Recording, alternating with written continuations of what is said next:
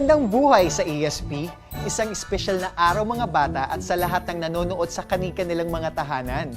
Isang bago at kaaaliwan na oras ang pagsasamahan natin. 5 husayan ng pagpili at 5 galingan ng sagot dito sa 5 Talino sa ESP5.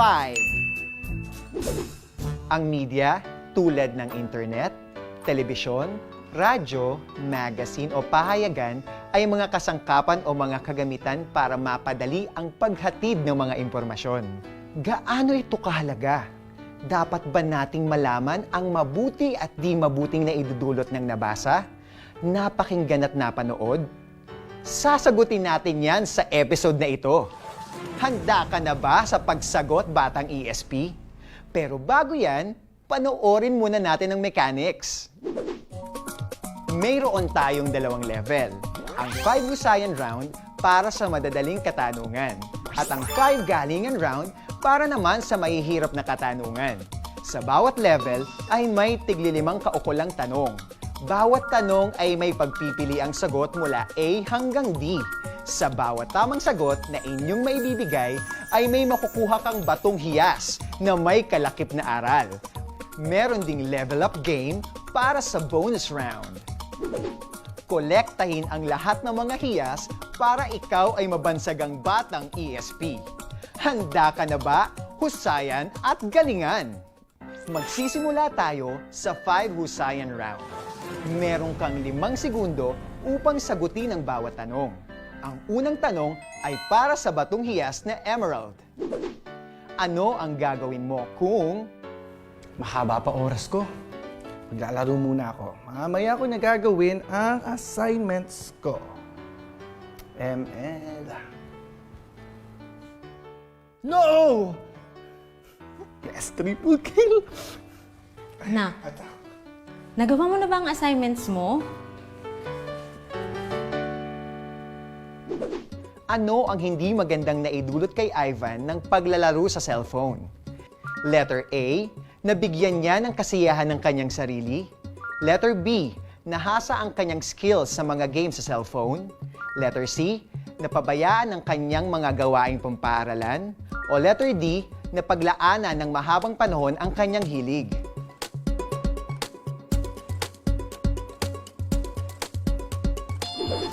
Ang tamang sagot ay Hindi pa po eh.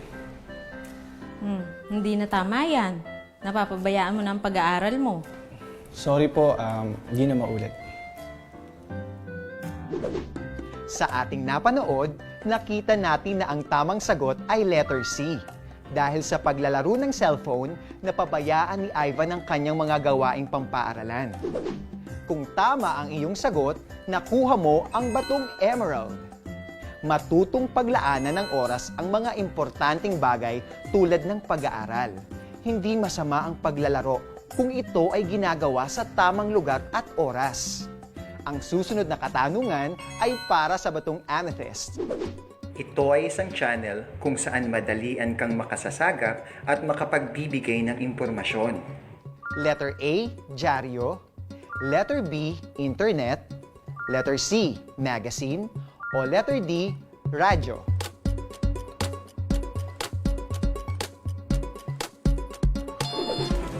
Ang tamang sagot ay letter B, internet.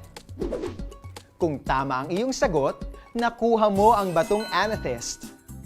Madaling ang makakuha o makapagbigay ng impormasyon sa internet. Pero lagi mong tandaan na hindi ito dahilan upang magpakalat ka ng maling impormasyon o agad maniwala sa lahat ng nakikita o naririnig dito. Kaya mga bata, think before you click. Pangatlo na, ito naman ay para sa batong aquamarine.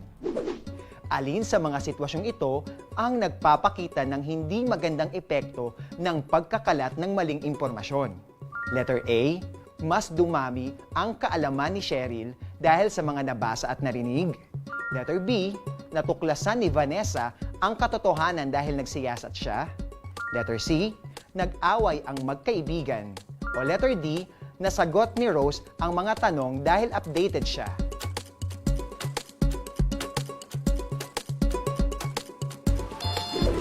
Ang tamang sagot ay letter C. nag-away ang magkaibigan.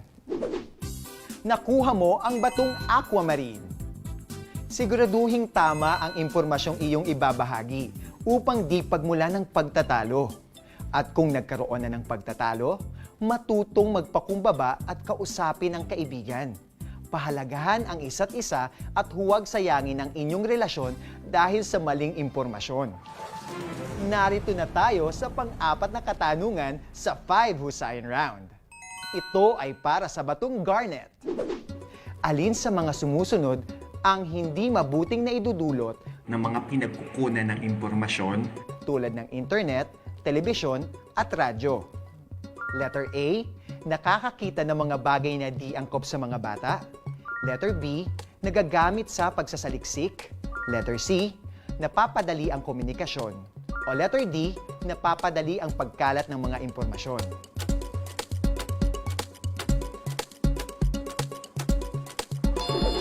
Ang tamang sagot ay letter A, nakakakita ng mga bagay na di angkop sa mga bata. Ipaalala na ang mga palabas sa telebisyon ay kakikitaan ng mga rated marks galing sa MTRCB.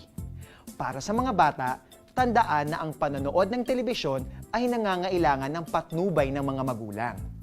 Nakuha mo ang batong garnet. Ang internet, telebisyon at radyo ay maaaring maglaman ng mga bagay na hindi angkop sa iyong edad. Huwag mahiyang sumangguni sa nakatatanda kung may katanungan ka tungkol sa iyong nalaman. Ang panglimang katanungan sa 5 Husayan Round ay para sa batong Jade. Tumawag ang iyong kaibigan upang magbahagi ng balita. Hi, Beth! Anong ginagawa mo? Heto, tinatapos ko ang activity sheets at modules na ipapasa natin bukas. Ay, ako nga rin tinatapos ko. May i-share nga pala ako sa'yo, ha? Nabalita mo bang may vaccine na daw para sa coronavirus? Talaga? Ano ang gagawin mo? Letter A, makikinig. Sisiguraduhing maibabahagi ko rin sa iba. Letter B, sasabihan ko ang kaibigan ko na huwag na lang pansinin ang mga post ng ibang tao. Letter C, aalamin ko rin kung totoo ang balita. O letter D, iibahin na lamang ang usapan.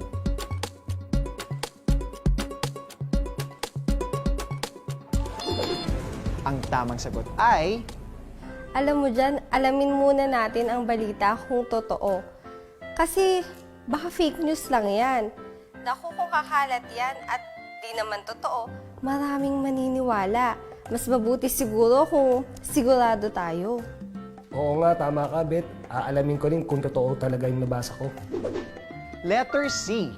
Aalamin ko rin kung totoo ang balita. Nakuha mo ang batong Jade. Siguraduhing tama ang impormasyon na ating nakukuha para makatulong sa ating pagdedesisyon. Heto na! Nakapagbukas na tayo ng 5 batong hiyas sa 5 Husayan Round. Ito ay ang mga batong emerald, amethyst, aquamarine, garnet at jade. Dahil napagtagumpayan mo ang 5 Husayan Round, meron kang level up game, kaya humanda ka na, batang ESP. Level up! Hanapin mo ang 5 bagay na magkaiba sa litrato A at B.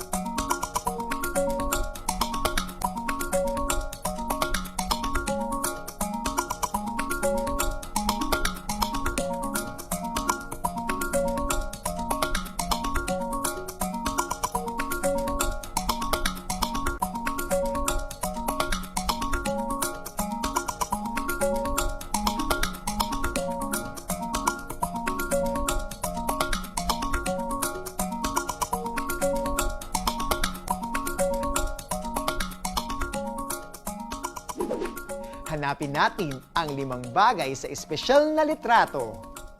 Telebisyon, radyo, magazine, dyaryo o pahayagan, computer. Magaling, batang ESP!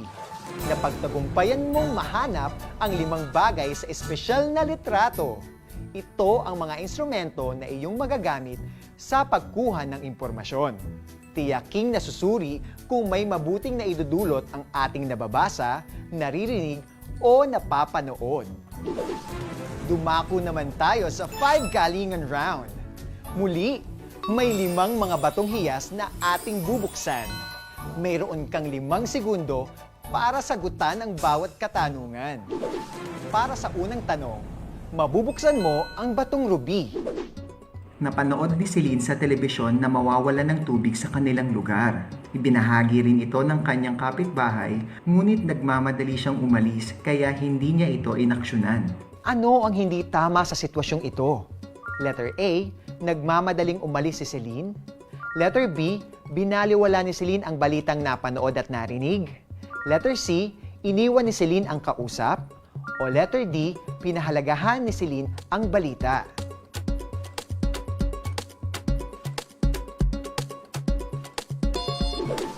Ang tamang sagot ay letter B.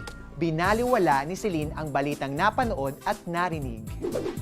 Nakuha mo ang batong ruby. Tulungan ng sarili na maging responsable sa mga nakuhang impormasyon. Kung alam mong totoo ito, maging handa at gumawa ng aksyon kung kinakailangan. Ang pangalawang tanong sa 5 galingan round ay para sa batong sapphire. Hindi lahat ng impormasyon ay napakikinabangan. Mayroon ding di mabuting dulot ang mga ito gaya ng patlang. Letter A, pagdami ng pwedeng maibahagi sa iba. Letter B, pagkatuto sa mga kaalamang nakuha. Letter C, paglawak at paglalim ng pagkakaunawa. O letter D, pagkalito sa dami at iba-ibang balitang nasasagap.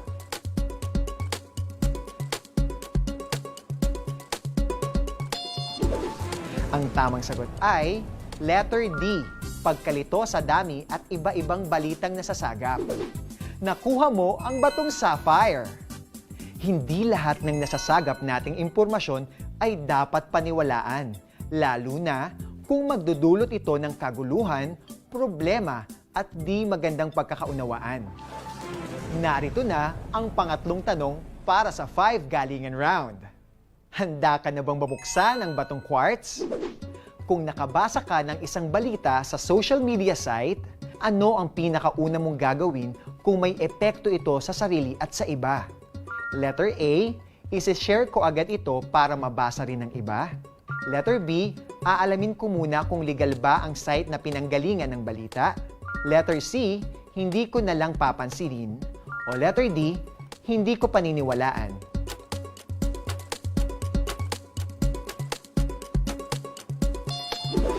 Ang tamang sagot ay letter B. Aalamin ko muna kung legal ba ang site na pinanggalingan ng balita. Nabuksan mo ang batong quartz. Alamin kung saan galing o nagmula ang balita na iyong nakuha, lalo na sa mga social media site upang hindi maging biktima ng fake news o peking balita. Ang ika-4 na tanong para sa 5 galingan round ay para sa batong pearl. Alin sa sumusunod na sitwasyon ang nagpapakita ng tamang kaisipan? Letter A, si Melody na hindi agad naniniwala o nagpapadala sa naririnig, nababasa o nakikita. Letter B, si Arya na hindi nagpapadalos-dalos na ibalita sa iba ang impormasyon. Letter C, si Epifanio na tinitiyak muna kung tama ang mga impormasyon at may batayan. O letter D, lahat ng nabanggit.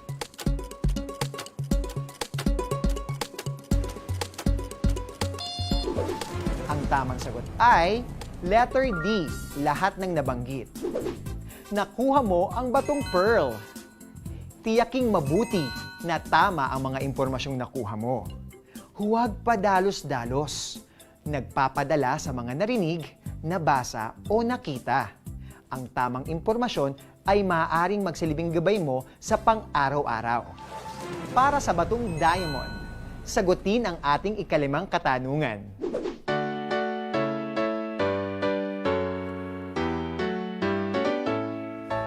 So anak, kamusta online class? Okay naman po, Tay. Actually, katatapos lang po ng online class namin. Tapos mamaya sasagutan ko na yung modules namin. Buti. Very good, anak. Very good. Oo nga po pala, Tay, yung mga kaklase po. Madaming sinasabing masasamang words, tapos nakuha daw nila yun sa internet. Tapos yung iba ginagaya na.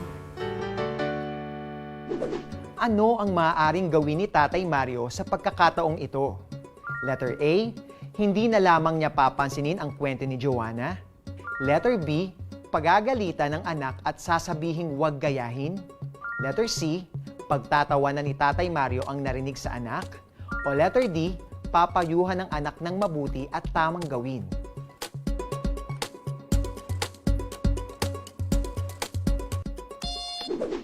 Anak, tama ba ang narinig mo sa klase mo? Hindi po, Tay, kasi mali po ang magsabi ng masasamang salita. Tama, anak. Huwag mong gagayahin sila. Sabihin mo rin sa teacher mo para mapagsabihan sila. Ang tamang sagot ay letter D, papayuhan ng anak ng mabuti at tamang gawin.